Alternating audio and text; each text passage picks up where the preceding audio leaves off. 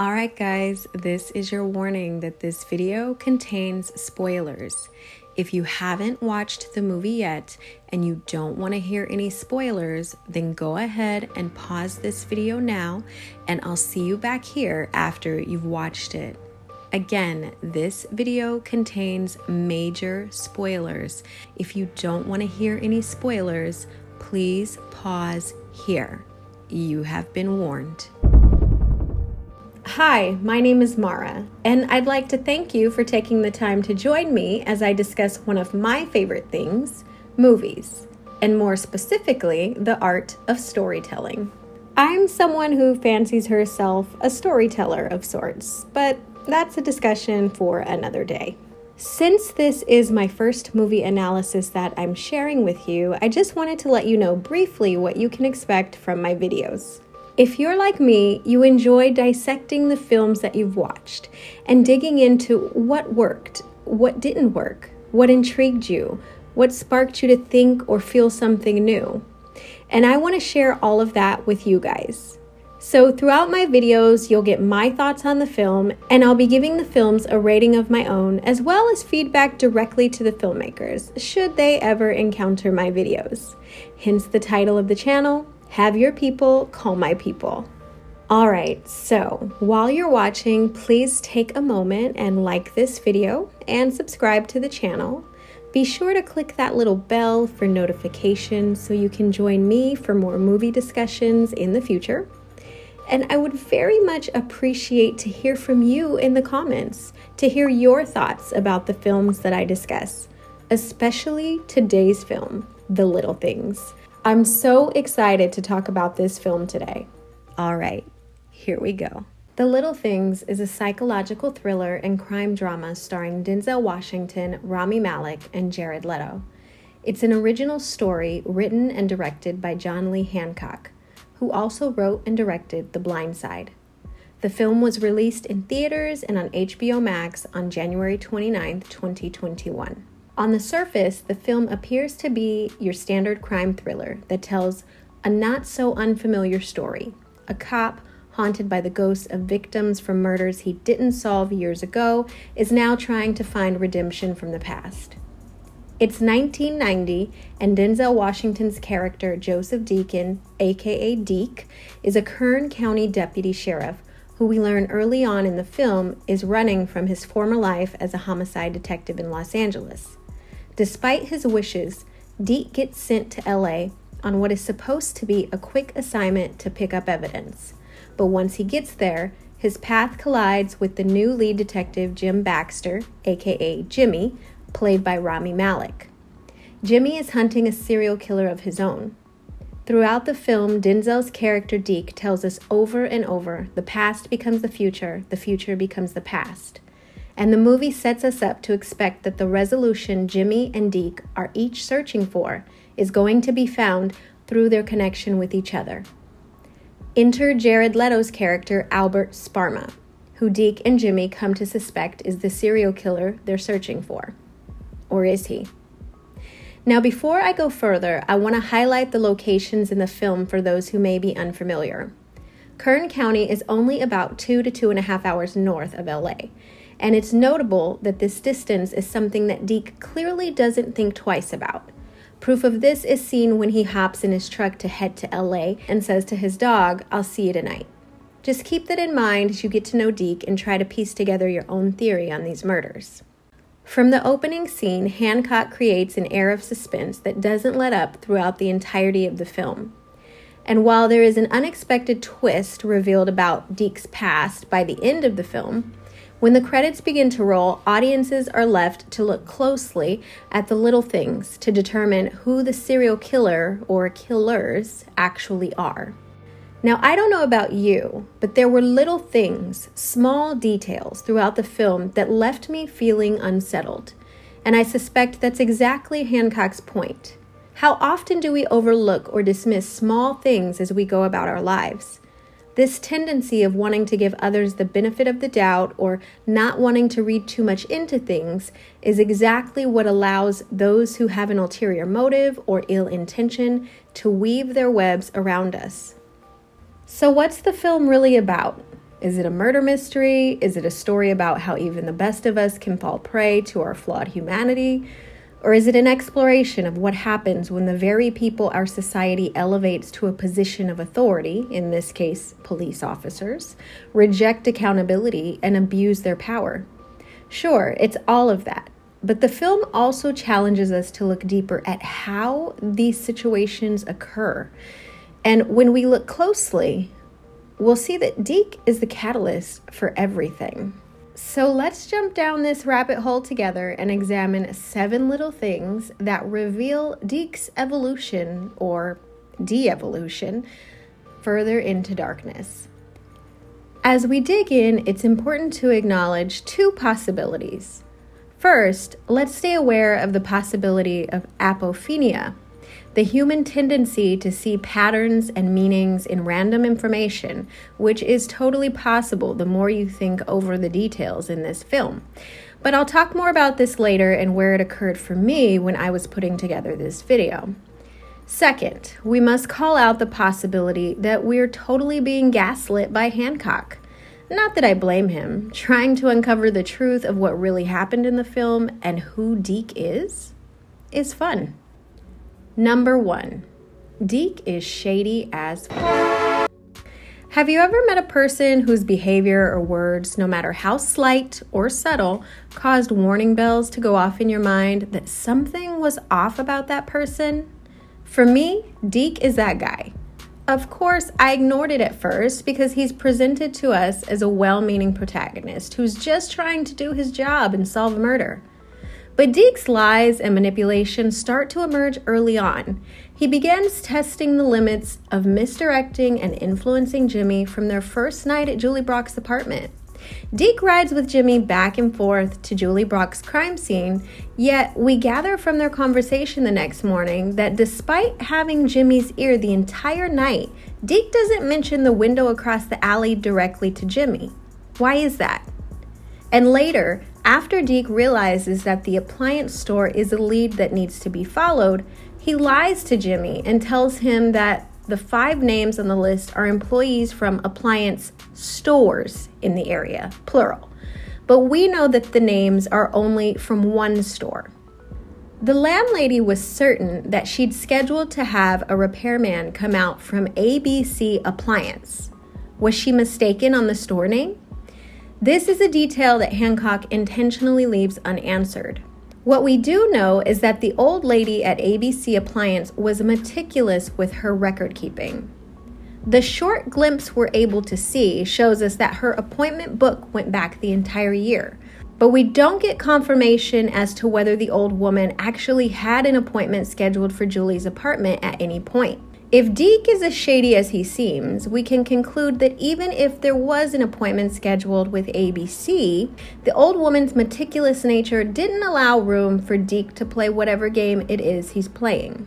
However, the next store, AAA Appliance, worked out much better for Deke.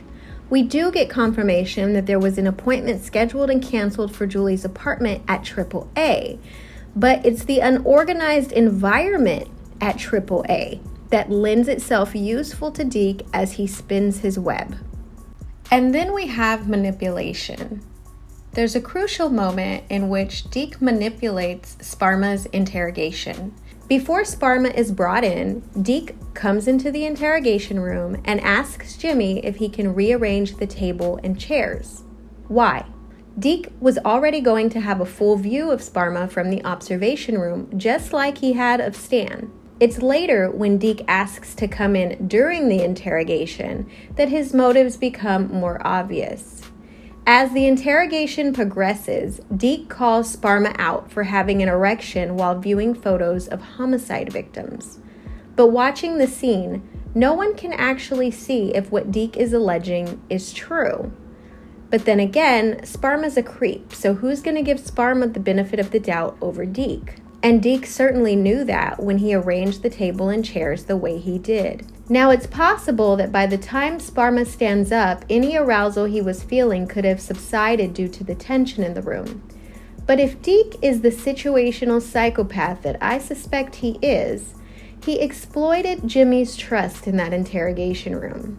Deke masterfully manipulated the situation to ensure that Jimmy's suspicion would fully be on Sparma from that point forward. Omissions are another way that Deke weaves confusion into the investigation. When Deke breaks into Sparma's apartment, he discovers that Sparma, a self-proclaimed crime buff, is in possession of a police radio. Deke also discovers that Sparma wears a dental bridge. Since bite marks have been found on some of the victims, this would seem like an important detail. Yet Deke neglects to share any of this information with Jimmy.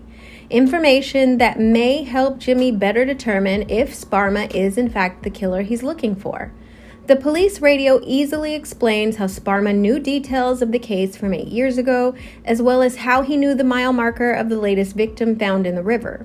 So what is Deke up to? And why would a good cop who just wants to catch a killer knowingly cause so much confusion? Which brings us to number 2, Helter Skelter. Deke breaks into Sparma's apartment, giving us insight into just how much of a creep Sparma actually is. We see shelves of VHS tapes labeled with women's names, not to mention the box hidden in the floorboards filled with newspaper clippings of murders. But perhaps more telling are the books in Sparma's apartment, particularly Helter Skelter. Helter Skelter is the 1974 true crime account of the Manson murders. The book is titled after the song Helter Skelter by the Beatles. The song itself, according to Paul McCartney, is just about an amusement park-style ride. Charles Manson, however, found deeper meaning in the song and in court expressed, "Helter Skelter is confusion. Confusion is coming down fast. If you don't see the confusion coming down fast, you can call it what you wish." We're going to come back and discuss the other books on Sparma's shelf, but it's Helter Skelter that Hancock places the emphasis on. By the end of the film, we see this book, which once belonged to Sparma, is now in Deke's possession. And as we already pointed out in number 1, many of Deke's actions cause confusion or helter-skelter throughout the investigation. There was one choice in the movie that puzzled me the most. Why would Jimmy stay outside of Sparma's apartment when Deke broke in? Certainly, if Jimmy had actually gone to meet Sparma at the bar, or if he'd even called the bar again to make Sparma think that he was on his way, it would have bought Deke more time in the apartment. But this doesn't happen. Why? Is it a hole in Hancock's storytelling, or could it be that Sparma and Jimmy having a one-on-one is probably something that Deke didn't want to happen? And because Jimmy is being manipulated by Deke from the beginning, Jimmy doesn't notice that he's being groomed to see things exactly the way Deke wants him to. The other 2 books on the shelf that we are able to see clearly are 2 more crime thrillers, Flick Story and Two of a Kind. Flick Story is the true account of a detective from the 1950s who caught a notorious serial killer. In his investigation, the detective ends up using the assistance of another criminal to catch the killer. You know the old saying, it takes one to know one. The other book, Two of a Kind, is the story of the Hillside Stranglers. They were serial killers, cousins who worked together. The interesting takeaway from their story is that early on in the hunt to catch them, police thought they were tracking one killer, but it turned out there were 2. What do you find significant about the book choices Hancock places in Sparma's apartment? Number 3, the boots. It's the boots that give Deke a reason to be in LA in the first place, until he gets word that they're no longer needed. Rather than toss them, he holds on to them, which isn't unusual. Maybe he's planning on taking them back to Kern County. But then he starts wearing these blood-stained boots around like a weirdo. First, on the night he breaks into Sparma's apartment. Perhaps one might argue that Deke is wearing the boots to avoid leaving a trail back to himself, but seeing as it's already a known fact within the precinct that he's tagging along with Jimmy on this case, and that the criminal he's potentially framing is already in police custody, all we really end up with is another instance in which Deke is causing confusion. And after everything that happens, he discards the boots in his motel room, which seems rather careless if his goal at any point was to cover his tracks. So again, I would ask the question, what's your play, Deke? Number 4, Mary Magdalene and other biblical references. Hancock's use of religious imagery and references is an interesting choice given that the message of the film is far from uplifting. While religion is something that tends to give people hope, there's no hope nor is there any escape from the fate that awaits each of these characters. On Deke's first night at St. Agnes, the ghost of Mary Roberts and the 2 other murder victims from his last case appear to him. So much about this scene left me unsettled. Why are the 2 other women wrapped in a sheet while Mary is clothed, when all 3 of them ended up on the coroner's table covered in a sheet? A sheet could have still covered Mary's gunshot wound to hide it for the big reveal later in the final act. Why does the initial camera shot on Mary start off so tight, giving the impression that Deke is remembering, or worse, fantasizing, about a sexual encounter with her? Why is she touching his foot? It's clear that Hancock is trying to communicate something to us through the significance placed on Mary's character. Is it just what happened to her that night she got killed? Or could it be the truth about what Mary's character reveals about Deke? With the repeated images of the cross, I initially wondered if Hancock could be making any reference to Mary, the mother of Jesus, but that didn't make any sense. Mary Magdalene, however, was another important figure in the story of Jesus' life and death. While she eventually became one of Jesus' most dedicated followers, her past was tainted. She experienced demonic possession, and some believe she was once a prostitute. But she eventually dedicated her life to following Christ. In one of the most well-known biblical passages about her, she is seen washing Jesus' feet with her hair. After Jesus was put to death on the cross, Mary and 2 other women were the first who Jesus appeared to in the garden outside his tomb after he was resurrected. But unlike Mary Magdalene, Mary Roberts doesn't get a second chance. The man who should have saved her is the one who killed her. And let's talk about the name Joseph Deacon for a moment. When I was trying to get to the bottom of Mary's significance, I initially wondered if Hancock could be making a reference to Jesus' earthly father by using the name Joseph. However, I think it's more likely that if there is any biblical reference being made, it would be to the Joseph of the Old Testament, who was sold into slavery by his brothers who were jealous of him. Joseph later rose to power in Egypt, but there's an interesting scene in the Bible when he's reunited with his brothers. And for a moment, before his brothers realize who he is, Joseph abuses his power and knowingly makes false accusations against them. And he even imprisons one of his brothers for a crime he knows that his brother didn't commit. And when you consider Joseph's story from the Bible, you could have even more fun tossing around ideas about parallels Hancock could be making between those fancy boots Deke was wearing and Joseph's coat of many colors, both of which were stained with blood and used to deceive. Then we have the last name Deacon. A deacon is a leadership role within the church. In the same way, deacons are to be worthy of respect, sincere, not indulging in much wine, and not pursuing dishonest gain. They must keep hold of the deep truths of the faith with a clear conscience. They must first be tested, and then, if there is nothing against them, let them serve as deacons. What do you think? Does Deke live up to his name? And then we have the Hollywood cross that appears a few times throughout the film. Although we learn Deke doesn't believe God is an active player in this game of life. So despite the ominous imagery, the cross isn't likely a symbol that has much meaning for Deke.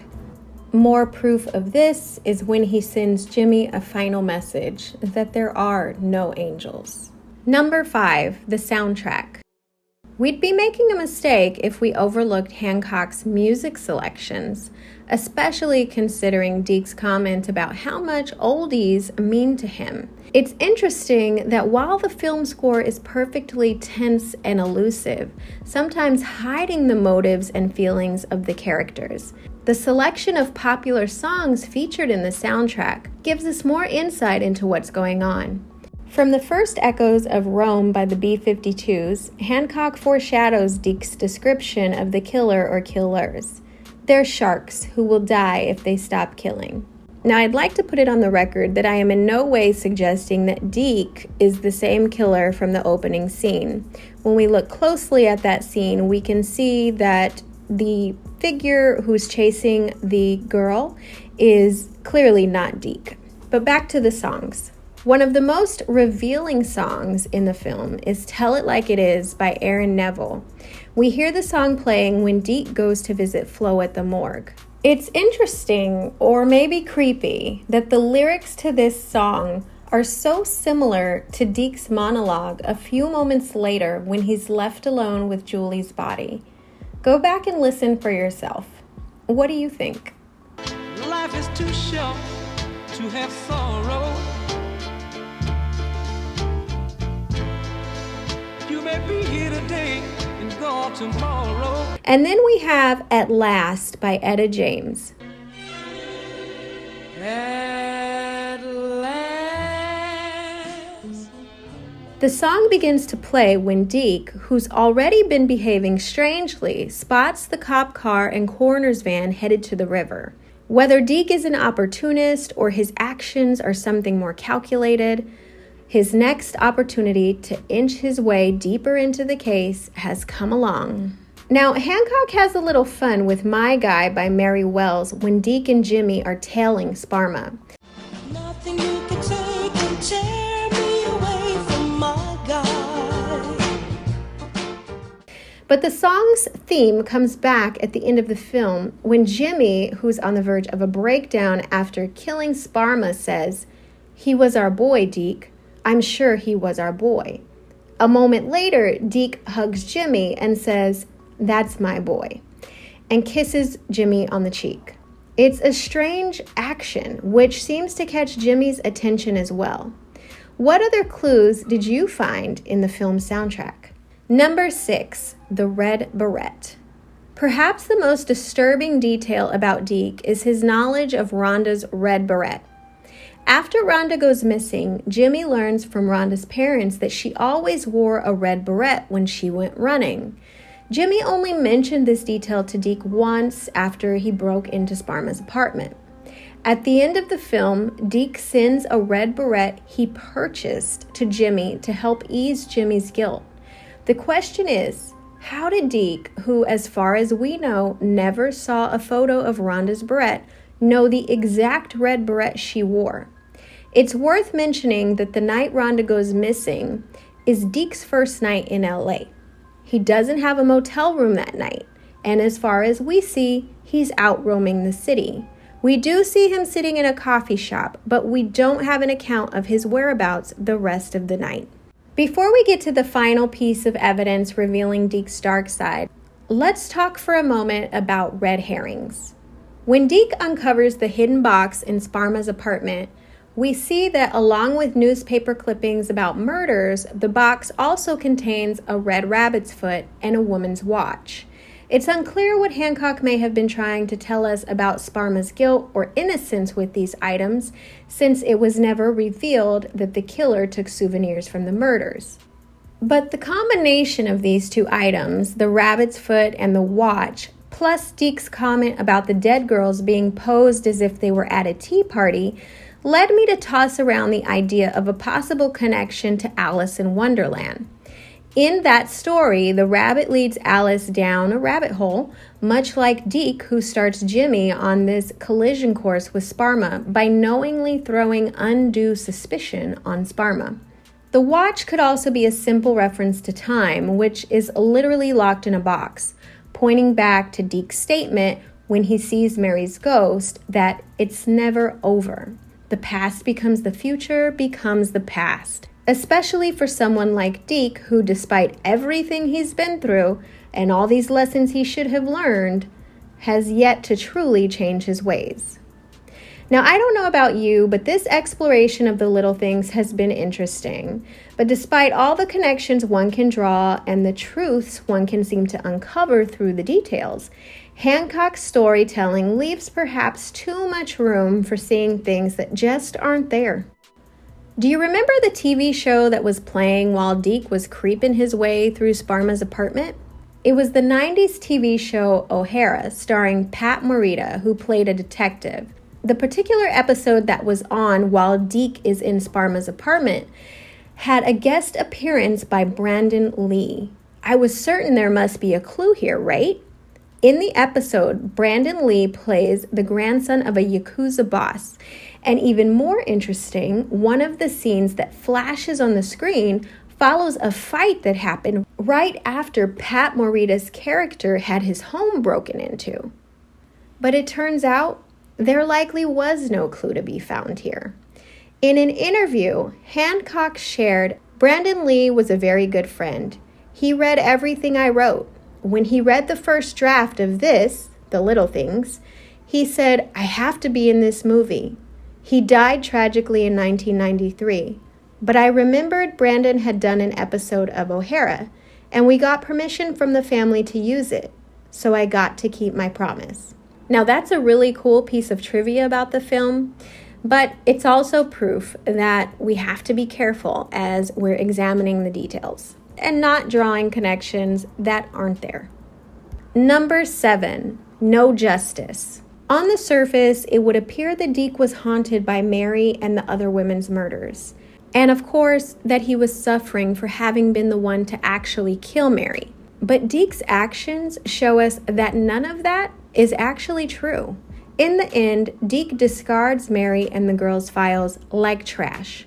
They were never important to him. Jimmy killing Sparma means a successful cover-up of whatever it was that Deke was hiding, and that was his goal. His goal was not to solve the murders. Deke doesn't send Jimmy the Barrette because he cares about Jimmy's mental health. He sends the Barrette because he hopes that Jimmy will leave Sparma buried along with the truth, which at this point, it's pretty evident that the truth is much darker than we know. My final take. So, there we have it. Everything that this movie could be.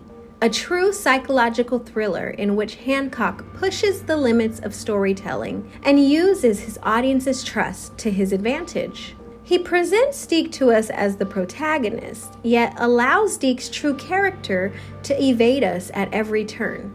Do you remember when we first met Deke in the opening of the film? The door of his house opens from the inside, yet we never see inside his home. This struck me when I was first watching the film, but we weren't even 2 minutes in yet, so I shook it off. Just like I'm sure Hancock hoped that I and you and everyone else would. One of the most striking moments in the film for me was when Deke went to see his ex-wife Marcia, played by the lovely Judith Scott. At some point in the conversation, Marcia says to Deke, "I know you."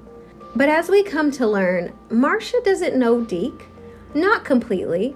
Hancock makes it clear from the very first time Deke opens his door and we aren't allowed to see inside. No one knows Deke completely. Of course, the production of the film was top quality.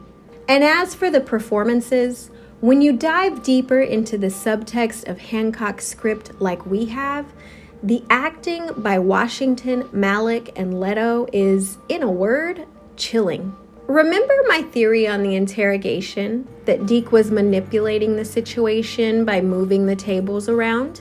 Go back and watch that scene again, particularly the dance between Deke and Sparma once Deke enters the room. It's the subtleties in Jared Leto's acting that really highlight the game Deke is playing. And I can't give any less kudos to Malick's acting. In so many moments throughout the film, Jimmy is us. Jimmy is trusting of Deke. Why wouldn't he be? And that's what makes this film truly dark, that Hancock seemingly breaks the unspoken agreement between the audience and the storyteller, and without any warning presents Deke to us, a villain disguised as a protagonist. But that's life. When evil enters your life, you don't get a warning. While I love how the movie disrupts our expectations and challenges us to think, A part of me does wish that Hancock had found a way to leave fewer unanswered questions. But I get it, that's kind of the point. And no matter how one may try to argue for or against Deke, the Red Barrette is pretty damning evidence. Before I give my score of the film, I have to include a side note. As I said before, there's a possibility that the points I've laid out throughout this video are wrong, and that this movie is simply about a cop who failed to catch a killer and is now repeating the cycle. If that's the case, then I'm highly disappointed, and I would say that Hancock's storytelling does leave too many plot holes. But I'm going to go out on a limb here and say that my interpretation that I've given throughout this video is accurate, and that there is more to Deke than meets the eye. In which case, I give the film a solid 9 out of 10. I really enjoyed it.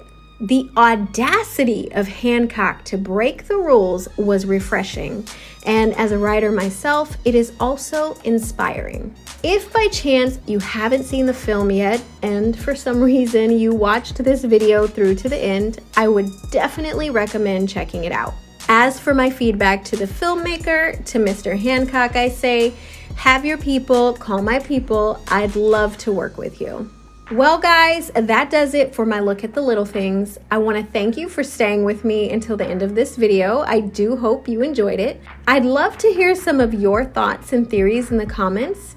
If you haven't clicked like and subscribe, what have you been doing for the last 20 minutes? Please go ahead and take a moment, click the like button, subscribe, click the notification bell so you can join me the next time I review a film. Now, I will say that my future critiques won't be so long. It just so happened that Hancock gave us a really intriguing story to dive into, and it worked out great that it was for my first video. And that's a wrap for my look at the film The Little Things. Until next time, take care and be well.